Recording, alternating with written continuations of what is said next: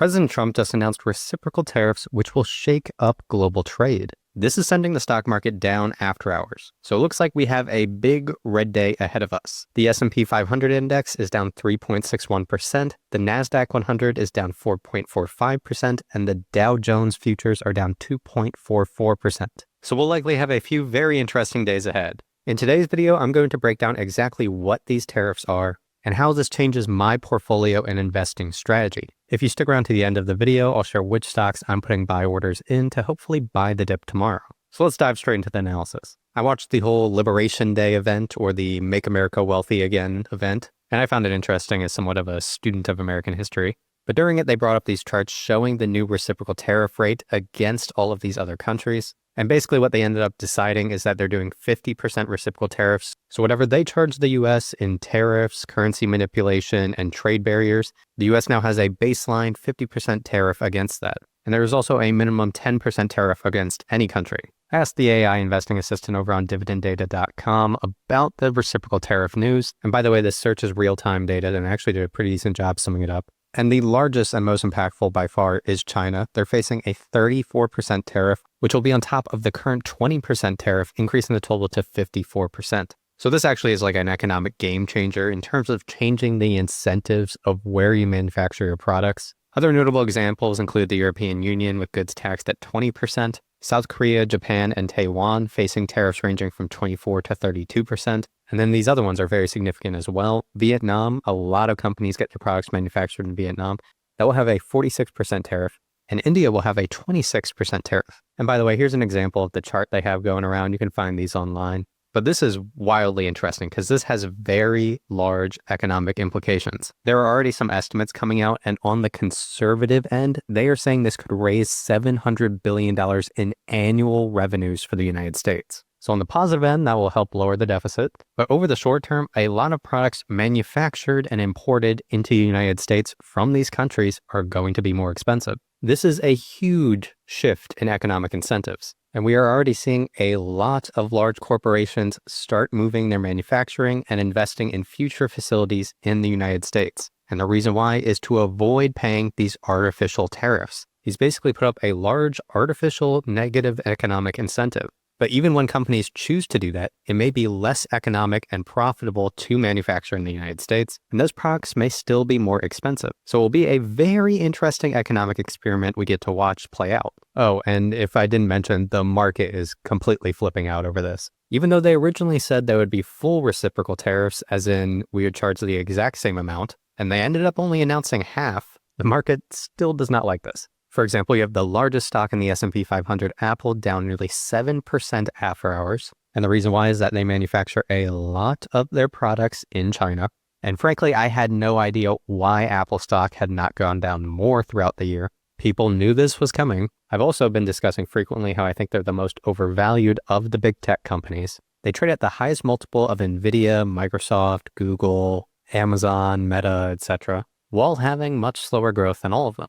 So this Apple sell-off will definitely bring down the larger index. Then we have another stock I've covered in the past few months on the channel, which is Nike. They sold off around 7% after hours. And the reason why is that they manufacture a lot of their products in Vietnam and China. However, this stock is now getting even more interesting as they are already in the middle of a turnaround, and they are now going to be hitting new 52-week lows. Other notable stocks down big, you have Walmart down over 6% after hours. They sell a lot of goods manufactured overseas. And in a similar vein, you have Amazon selling off 5.7% as their e-commerce business has a lot of low-priced goods that are manufactured overseas. However, I think this is a big mistake in terms of selling off for Amazon because the economics of their business is very different, and a lot of the valuation is more around Amazon Web Services and the entire ecosystem that is Amazon Prime, that subscription service, and their advertising business based on people using Amazon. And with Amazon and even with Walmart, I actually don't think this hurts their business competitive advantages at all,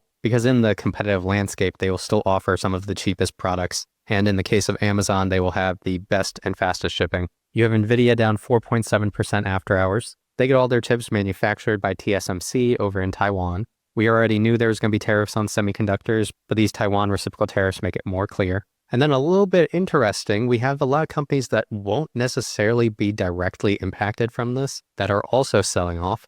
We have Alphabet, the parent company of Google, selling off 3.37%. And they won't directly be impacted other than the fact that they buy NVIDIA chips and chips manufactured by TSMC for their data centers. So those might get a little more expensive. The same goes with Microsoft, which is selling off 2.92%. And then that also applies to Meta platforms for their AI data centers. They sold off 4.7% after hours. So today I'm going to give you a look at my overall portfolio and what I'm planning to buy tomorrow during this sell-off. I'll share the opportunities I see. Then I'll also dive into my dividend growth portfolio that I share every single month on the channel. And I'll give my first impressions of which of the companies I own I think will be most impacted by these tariffs. But then I'll also share the reality that I think a lot of them will be fine. But first, let me just wrap up this news story around reciprocal tariffs. I've been making videos about my investing journey for the past 5 years or so. So I think it's really cool when we have a big news event like this. I can kind of document my thoughts at a time and place. And in terms of economic news, this is a pretty big one. And the market is selling off a ton. And I'll get to the stock market side of it.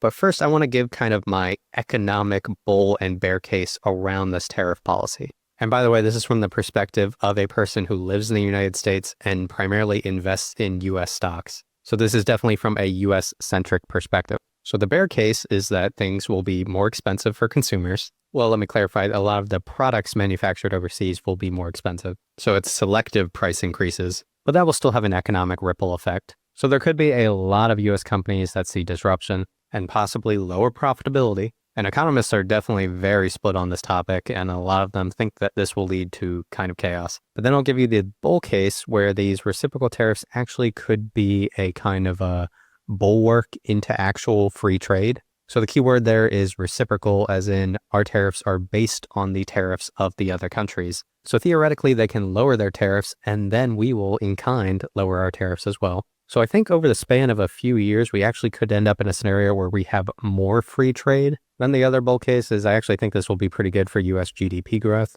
in that we'll have a lot of actual real manufacturing and productive jobs. And I think we've already seen $5 trillion of investment into the United States just in the past 2 months. And a lot of that is because you put up these negative incentives via tariffs. As an example, TSMC is expanding their Arizona fab by like $100 billion investment. And they're doing that so they can potentially avoid some of these tariffs. And I'm going to wrap it up there because I'm not trying to give a whole campaign pitch for you guys here.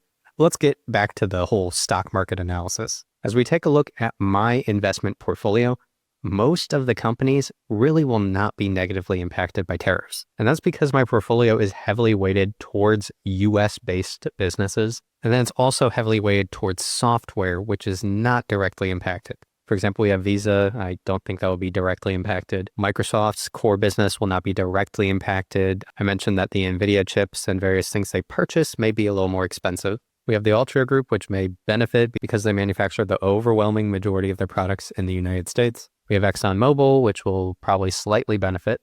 We have Alphabet that will not really be impacted other than the chips being more expensive for the AI data centers. And then really the company that will be most negatively impacted is Apple. And I haven't bought this company in years at this point, but I do think they're an extremely high quality business and they'll be able to weather this whole storm around tariffs pretty well. And I think long term, if they pitch it in the right way, then they can really kind of get behind the whole make it in the US narrative. And they can probably get away with some price increases on some of their products because of that. Because people have been complaining for years at this point about the poor working conditions they have overseas. Then we have Salesforce, another software company, which won't be directly impacted. The Walt Disney Company may be minorly impacted. They have the Shanghai Disney World.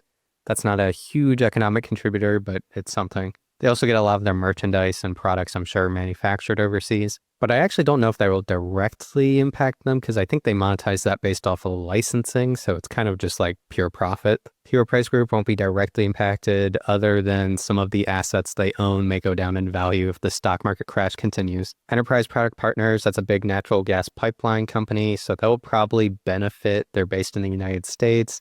We'll probably have increased energy demand domestically. So that'll probably do well for them. Automatic data processing, employment in the US, so that'll probably benefit from this actually. And then Texas Pacific Land Corporation, they own the right to a bunch of land in Texas and they have like oil royalties and water royalties. So this company will likely benefit from increased domestic demand. So as I go and look at the futures market and I see extreme fear, S&P 500 down 3.5%, What I always like to remind myself is that I'm investing in these individual businesses. And on a fundamental level, I'm not particularly that worried about it. So I am taking more of the mindset of looking at this as a buying opportunity. And I just made a full portfolio update video where I went over my top 3 stocks to buy right now and what I've been buying over the past month during this 2025 sell-off, a lot of which was in anticipation of this tariff policy. Oh, and by the way, they mentioned this reciprocal tariff policy will be the kind of baseline and that they will potentially do bilateral negotiations with countries afterwards.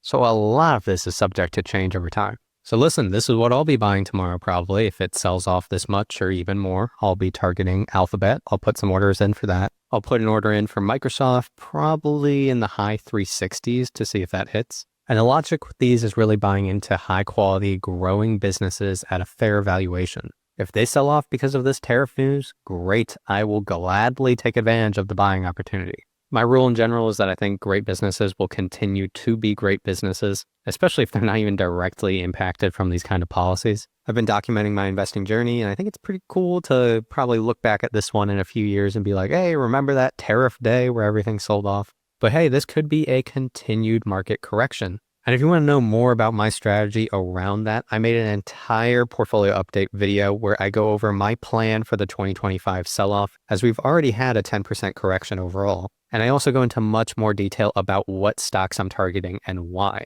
So go check that out if you're interested. With that said, thanks for watching, and I'll see you in the next video.